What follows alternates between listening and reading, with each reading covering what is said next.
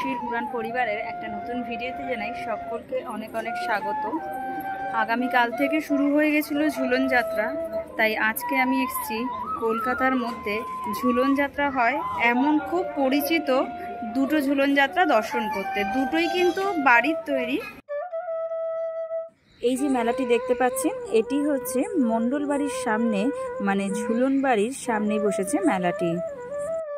মেলাতে যে সমস্ত জিনিসগুলো থাকে তার প্রায় অধিকাংশটাই আপনি কিন্তু এই ছোট্ট মেলাটির মধ্যে পেয়ে যাবেন। প্রথমে এই যে বাড়িটিতে প্রবেশ করছি, এটি হচ্ছে মানিকতলা মণ্ডল বাড়ি। মণ্ডল বাড়ির ঝুলন উৎসবটিও প্রায় 100 বছরের কাছাকাছি।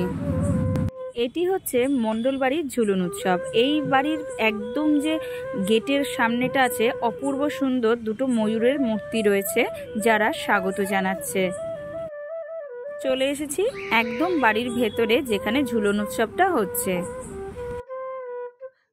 চারিপাশ অপূর্ব সুন্দরভাবে সাজানো রয়েছে।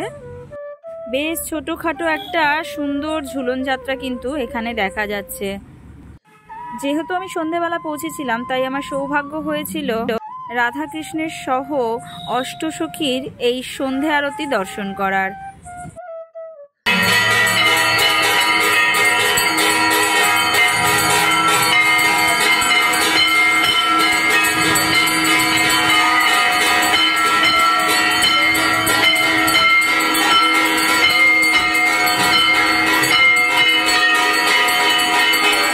চলুন সন্ধে আরতি দর্শন করে বেরিয়ে পড়েছি রাস্তায়।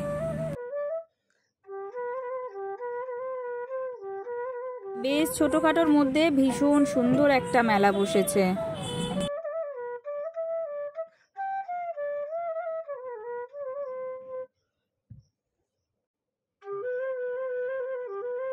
দেখতে পাচ্ছ, ওই পিছনটা পুরোটা মেলা। আমি একদম মেলার একদম সামনে আছি। এত আলোগুলো এমন ভাবে আসছে যে কিছু দেখাই যাচ্ছে না।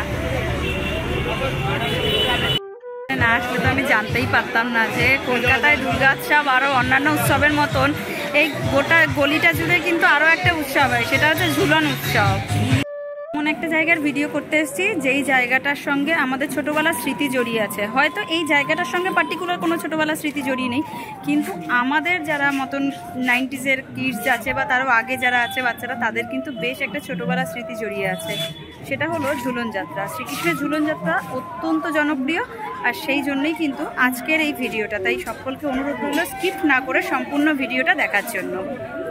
যে রাস্তাটা দেখা যাচ্ছে এই দিকটা, মানে আমি যেখানে দাঁড়িয়ে আছি ডান দিকটা, এইখানে হচ্ছে আরেকটা ঝুলন বাড়ি আছে।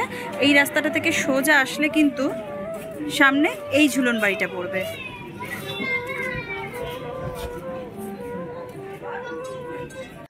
পশ্চিমবঙ্গ সরকার দ্বারা এই বাড়িটি কিন্তু হেরিটেজ বিল্ডিং হিসাবে ঘোষণা করা হয়েছে, ঠাকুরবাড়ি অব বঙ্কুবিহারী হিসাবে। বাইরেটা ঠিক এইরকম। চলুন এবার ভেতর দিকে প্রবেশ করা যাক। ভেতর দিকে প্রবেশ করে সবটাই আপনাদের সঙ্গে শেয়ার করব।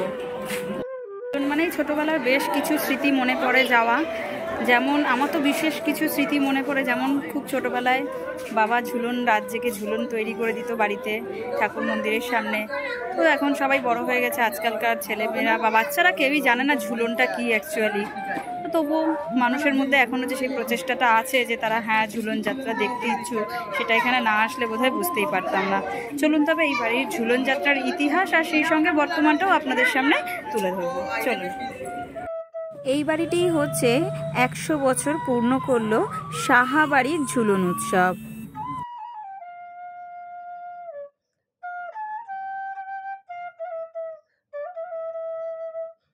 ওপরে দেখতে পাচ্ছ, ঢুকেই একদম ডান হাতে ওপরে দেওয়ালে রয়েছে বাল্মীকি কুঠির, আর ঠিক তার একদম নিচে এটি হচ্ছে ঝুলন যাত্রার একদম প্রথম যে মূর্তিটি রয়েছে এখানে, সেটা হচ্ছে শ্রীকৃষ্ণের নৌকবিলাস। আলোর জন্য মুখগুলো ঠিকঠাক আসছে না।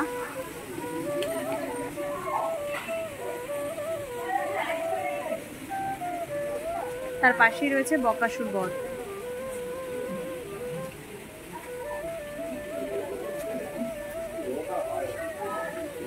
তার পাশে এখানে রয়েছে কিন্তু শ্রীকৃষ্ণের ঝুলন যাত্রা।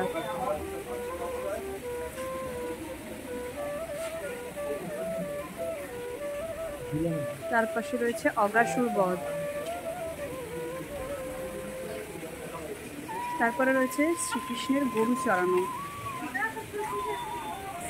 তার পাশেই রয়েছে শ্রীকৃষ্ণের কালিয়া দমন।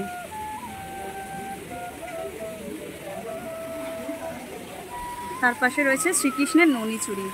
এই দৃশ্যটি আমার স্পেশালি ভীষণ পছন্দের। তার পাশে রয়েছে পুতনা বধ।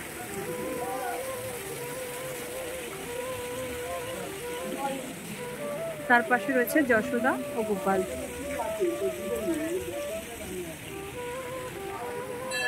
তার পাশে এটা রয়েছে বাসুদেবের নন্দালয়ে গমন। তার পাশেই রয়েছে বাসুদেব যখন শ্রীকৃষ্ণকে নিয়ে যমুনা পার করছিল সেই দৃশ্যটি। তার পাশে রয়েছে কারাগারে শ্রীকৃষ্ণের জন্ম।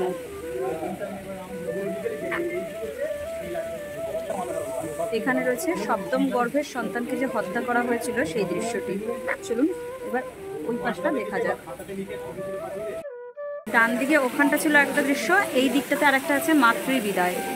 এই দিকটাতে মাতৃবিদায় রয়েছে, আর ঠিক তার বাঁ দিকটাতেই রয়েছে কিন্তু গোপিনীর বস্ত্রহরণ। শ্রীকৃষ্ণের এই যে বস্ত্রহরণ দৃশ্যটি, এটি মোটামুটি সবারই জানা আছে। দেখো তারপরে পরপর আমি তোমাদেরকে দেখাচ্ছি। শ্রীকৃষ্ণের হোলি খেলা, কংসবধ, রাধার মানভঞ্জন,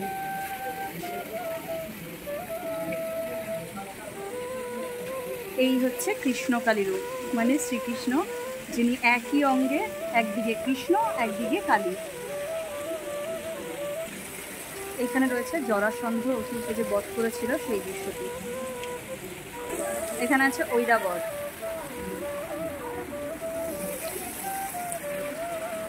এখানে আছে বালিরাজ। এই বালিরাজের ঘটনা আমরা মোটামুটি সবাই জানি, মানে বলিরাজ, সরি এটা আমার বলিরাজ, এটা হচ্ছে বলিরাজ। এটা হচ্ছে পাশা খেলা, এটা হচ্ছে দ্রৌপদীর বস্ত্রহরণ।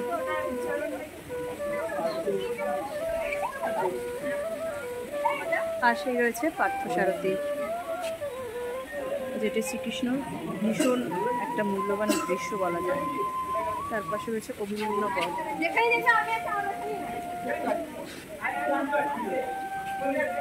তারপরে রয়েছে যুগল মিলন। শ্রী শ্রী ঈশ্বর বিনোদ বিহারী ও শ্রী শ্রী ঈশ্বর বিনোদেশ্বর মহাদেব।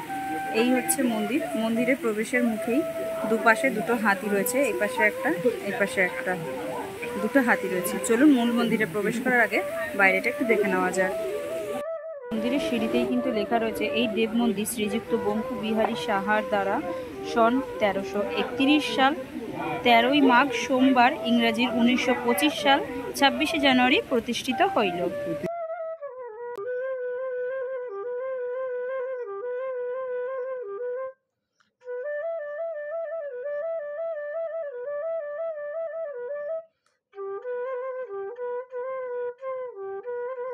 রয়েছিল ওই পাশে যেমন শিবলিঙ্গ রয়েছে, মন্দিরের এই পাশে কিন্তু বাবা মহাদেবের একটা খুব সুন্দর মূর্তি রয়েছে।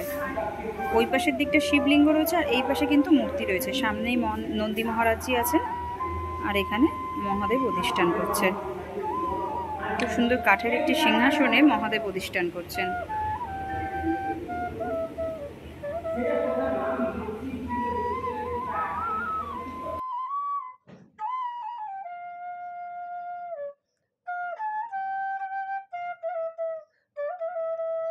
এইটা হচ্ছে মূল মন্দির, তার পাশেই রয়েছে কিন্তু একটি শিবলিঙ্গ।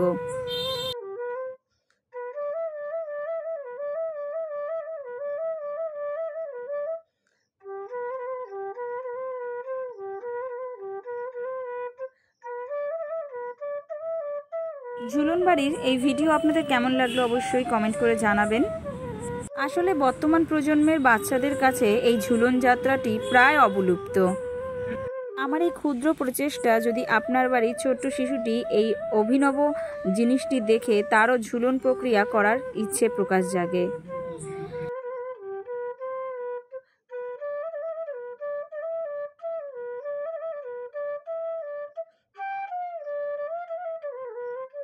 ভিডিওটা আপনাদের কেমন লাগলো অবশ্যই কমেন্ট করে জানাবেন। আর যদি ভিডিওটা ভালো লাগে তাহলে নিশ্চয়ই লাইক করে কমেন্ট করে আমাকে জানাবেন।